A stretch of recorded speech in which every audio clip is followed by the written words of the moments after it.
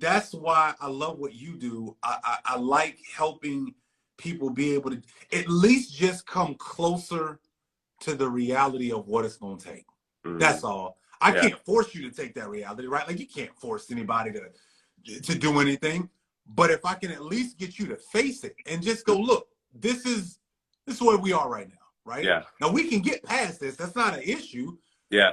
But the work, like, that's the one thing I was having this conversation a couple weeks ago with some leaders. It's like, if you look at, American football, if you look at, soccer, whatever, right?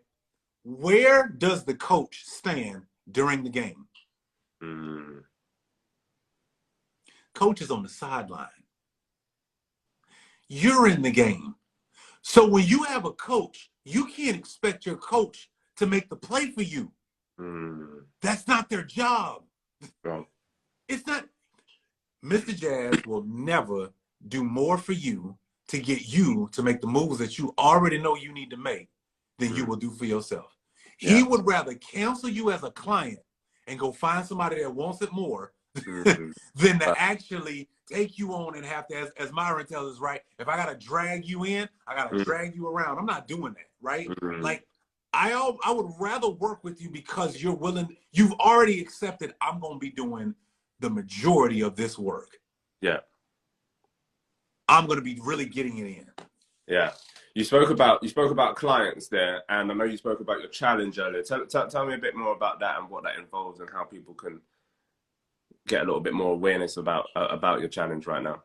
Yeah, so I'll put it in the chat here, and everybody can go check it out. But basically, my challenge is anybody who is what I like to call successfully discontent. You've been working your job and you're successfully discontent. You know that you're in your space, but you just don't feel fulfilled anymore, right? You might even have hit that spot on the ladder in your career, and you got there and you're like, but yeah, now what? What most people don't realize is two things. Your job can't pay you enough to teach you the other intangibles that are necessary for you to learn. And it just might be that a side business will be the one thing that will not only propel your career, but you can generate the type of revenue that your job will never pay you. And that's what I like teaching people. So in the 5-day side business challenge, what we do is very simple. I help you for 5 days, 1 hour a day. Make sure that by the time we done, guess what happens? You are ready to take the next step. So we spend 5 days, 1 hour a day walking through what do you need to do? What, by the way, hint, some of the things that some people have no idea that they're not even doing to maximize their job. So that, by the way, even if you ain't even started a side business, I can show you how to maximize that job and start a business, not even leveraging your own money. I can show you exactly what to do, what things you should be doing at your employment, questions you should be asking, ways that you should be operating when you show up to work. We totally changed the game. And so that's what we're here doing with the Side Business Challenge, man. It sounds like if you successfully discontent, this is the place that you gonna need to be. Yeah. Yes, sir. Yes, sir. Why would you want to be anywhere else? Why would you want to go back to the same successfully discontent, disorientated, disorganized, dysfunctional environment that you put yourself in? You put yourself there. By the way, I just posted it. Put yourself somewhere where you're going to be successful with Chris. Here's the funny part. Here's the thing that I want everybody to think about. Your career has chapters. Your profession matures. So I'm not sitting here telling anybody quit your job. I'm saying the opposite. I'm saying you're underutilizing your role. And if you only understood the power of being an employee in that space and how to maximize it all the way, and by the way, understanding that when you start that side business, how to truly become really effective at it and really generate real revenue, you'd be unstoppable. It'd be, man, you would be, you 10x the way you would show up, and you 10x your revenue. And what's crazier is you look back a year from now and go, I'm totally different. I'm in a different space. And because here's what I know, most people are just trying to pay the bills for this month. That's it. And that's a horrible way to think about money and wealth and your life. It is. It is. That's all we're doing. We only have enough for right now. Yeah. There's a statistic here in America that says the average American household cannot afford, listen to me now, y'all, cannot afford a $400 mistake. Strong. If the tires go out, that might set some people back a few months. Yeah, and it's a large percentage of people as well. It's not, and it's so much like, it's so tangible when you look at the stats. The stats are the stats. The stats don't lie. So that means someone in this conversation, cohort of people in this conversation are in that same situation. And it can all look well and glamorous on Instagram or on social media or whatever. But when you shut the front door, you've got to really pay attention and go, actually, that might be me. And it might not be £400 for some of us. It might be £1,000, or it might be £3,000 or whatever. It might be 1 month away. Like, if you lose your job tomorrow, like, what's going to happen? Like, how long can you actually survive for? How long can you actually continue the lifestyle that you've created? How long can you continue that for? And we've got to start, and I think we are now as a society, we're getting to the point where we're starting to bring that forward to our conscious mind so we can actually start to create new outcomes for what it is that we're actually capable of accomplishing. I totally agree. Let me ask you this, man. In all of, like, in the hardest moments, forget the success, forget like all this stuff. In your hardest moments, like, why did you keep going? Like, what was keeping you like I gotta fight to just make it to tomorrow? Like, what was the reason that, like, you kept going? I think, what was the reason that I kept going? I can't think of a perfect answer right now, but what does come to mind is a level of resilience, a level of determination, dedication, discipline, to know that I'm actually capable of something further than where I am right now. And the level of just fortitude to know that actually there's something out there that's better for me. Yeah. Actually, I have a level of skills, a level of knowledge, a level of understanding. I know the perfect answer to this question. Sometimes, Chris, like, anyone that's been following me for like the last year or so, anyone that's been following me for more than a couple of months, people will know that I typically put out about 3 to 4 pieces of content a day. And another way to frame that question would be to say, why do you go so hard with the content? And sometimes I don't feel like putting out content. I'll be honest. I just don't feel like it, right? But I still persist to put out the content. Why? Because one of the things that I think about is, when I read a book, I can't remember what book it was, but he said, think about it this way. There's someone standing on a ledge right now that's about to jump looking at your Instagram feed. Oh, wow. And your post is preventing them from jumping. Wow. So that's real ministry right there. I don't give myself the choice not to do certain things. I don't give myself the choice not to take action when there's action that is desirable, that is going to actually help people. I don't give myself that choice. I don't give myself that dignity. I'm like, if I said I was going to do it, it's done. Yeah.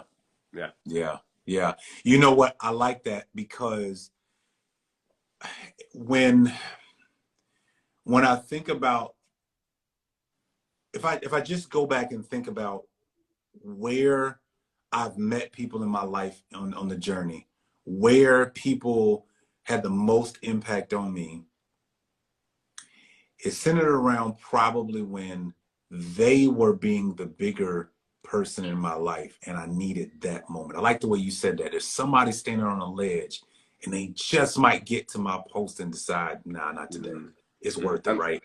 And that, absolutely, and that goes for business, that goes for your personal finances, that goes for your professional life. It goes for anything. Like, if you're ever in a situation where you think, you know what, I don't think I can do it, I don't think I can, somebody out there needs your support. And this is the way this is the mechanics of how I think about business. I don't think about business in a sense where most people think about it of, well, that person is trying to get something. No. I need to give you something. So when people come to like my webinars and stuff like that.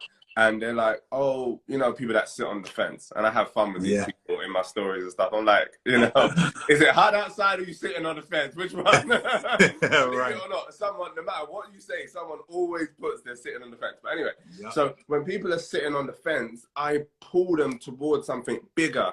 And what happens is the people that were initially sitting on the fence tend to be those people that get the most biggest breakthroughs. Jazz, your course was amazing. It did this. It helped me. And all of that. Because people have allowed you to be sitting on the fence for all of your freaking life. And they haven't challenged you deep enough to actually pull you off the fence and show you that, hey, there's something greater for you right here. Don't worry about, you know, your income right now. Don't worry about your job right now isn't paying you enough. Don't worry about you've got kids. Like, we know that, but understand that there's something bigger for you, and you need a coach, you need a guide, you need an inspirational model that's going to pull you towards that success and help you to get there. Hey, did you know that as employees, there are 7 big mistakes that we are all making before getting fired, downsized, or laid off? And I wanted to share those with you and teach you how to level up in your career. You can get that by going to www.twac.live/7 mistakes. You and I have been making some egregious mistakes when it comes to our career, and we got to stop making them. I want to provide you with this context, things that I have learned throughout my career that are going to help you. So go to the website, twac.live/7 mistakes, put in your name and email address, and download this free PDF that'll teach you of things that you and I can stop doing and start leveling up our career. Back to the episode. Yeah. You know, that is so powerful. Because in this land of negativity, it's hard now, you know, for some people to find the positivity. And here's something that you just made me think about. I did this as a challenge to people, and I'm going to share this with people here. Here's what I want you to do. In all of your social media platforms right now, if you found yourself saying, oh, everything is so negative, I just want you to remember your feed is a result of who you follow. By the way, it's called a news feed. It's feeding you and reflecting back to you what you asked for.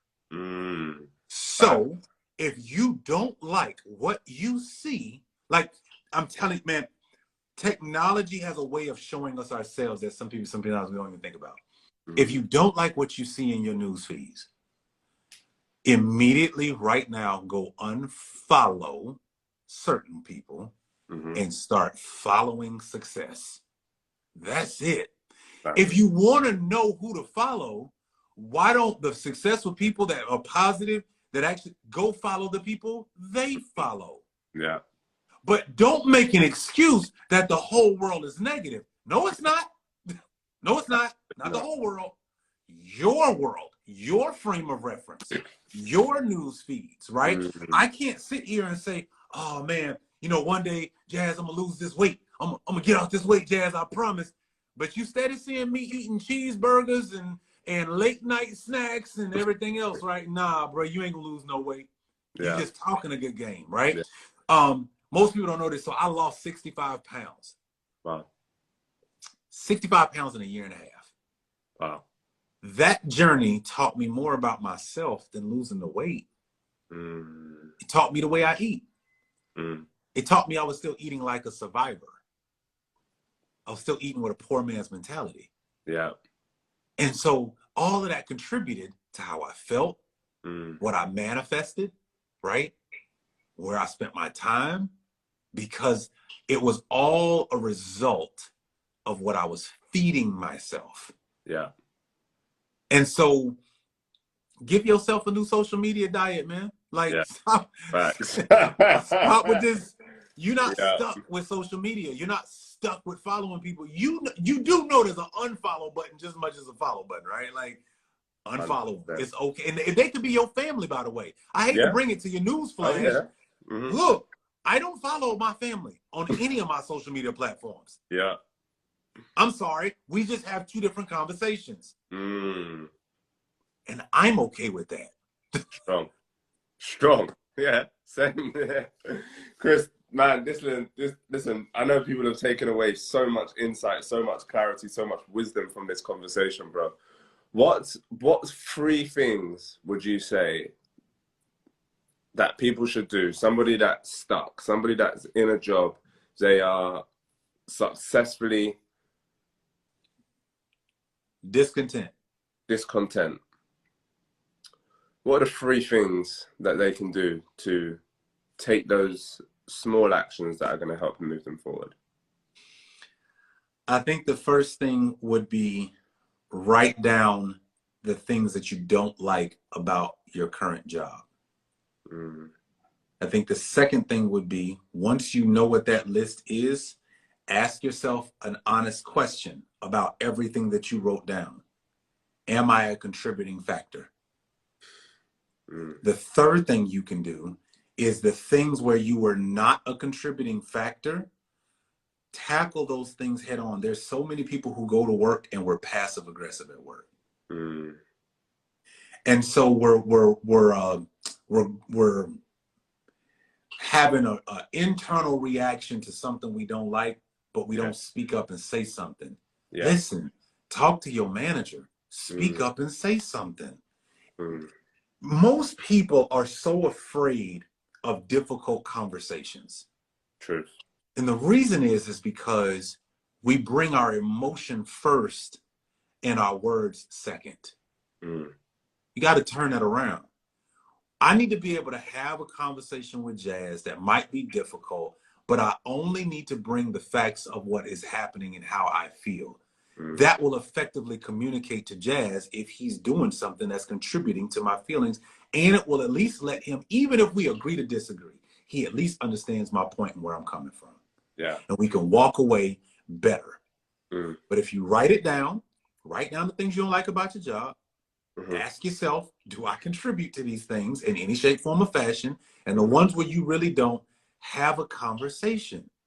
If you don't like what you do at the job, if you don't like your deliverables, so to speak, talk to your manager about what you would like to be contributing to. Definitely.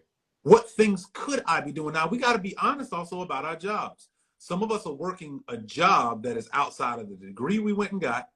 And it's probably because it paid the most, and so we're just there, right? That's a lot of people. So what you got to start asking yourself is, if I'm choosing to create a side business at some point in my life, is the role that I'm currently working going to aid me into that? Strong. Powerful, bro. Powerful. Listen, man, you guys need to go connect with Chris. You guys need to sign up for his challenge. Make sure that you start leveling up and start moving forward with your lives, man. Listen, like, I've got so much insight and inspiration from that conversation. And it's just like, you know, there's such a wealth of wisdom out there that we just need to push ourselves to get access to and to continue to grow, continue to develop from wherever we are to really start to be outstanding in what we do and how we go about doing things, man. So I appreciate having this conversation, bro. And you come into the podcast. We got to schedule it. Let's get that done. All right, cool, man. Give me a shout, brother. Give me a shout. Let me know, and let's put it together. Absolutely, man. This gonna be one for the books. I can't wait. Oh, I love it, man. I love it. Thanks so much, Chris, bro. I appreciate you, man. Thank you, man. I appreciate it. Have a blessed one. All right, bro. Blessings. Would you like to be able to know exactly what you need to do to scale and grow faster your side business? Well, look no further. You should jump into right now the Side Business Challenge. That's right. The Side Business Challenge is where it's at. I'm actually helping you as a corporate professional build and scale your side business faster, because that's the name of the game. I know you've been looking for a place to, how do I take what I'm doing and actually make it work to be creating a real revenue generating business? Well, join thesidebusinesschallenge.com. You do not want to miss it, because when you jump in, it's 5 days, 1 hour where I am helping you build a successful side business. I'm Chris Williams. I built my first successful side business to over 6 figures, and I've helped countless people do the same. And now I've got a challenge just for you. You know you've been wanting to build it. You know you want to make it for real, and you want to make it something legitimate that at least, what if all it did was pay all of your household bills? Could you imagine being able to go to work every day and all of your household bills are paid without leveraging your job money? Oh yeah, I can teach you that. And inside of the Side Business Challenge, I'm showing you how to level up inside of your career so that you show up in a big way. Yes, having that side business will teach you so much more than just money. Jump into thesidebusinesschallenge.com. I look forward to seeing you there.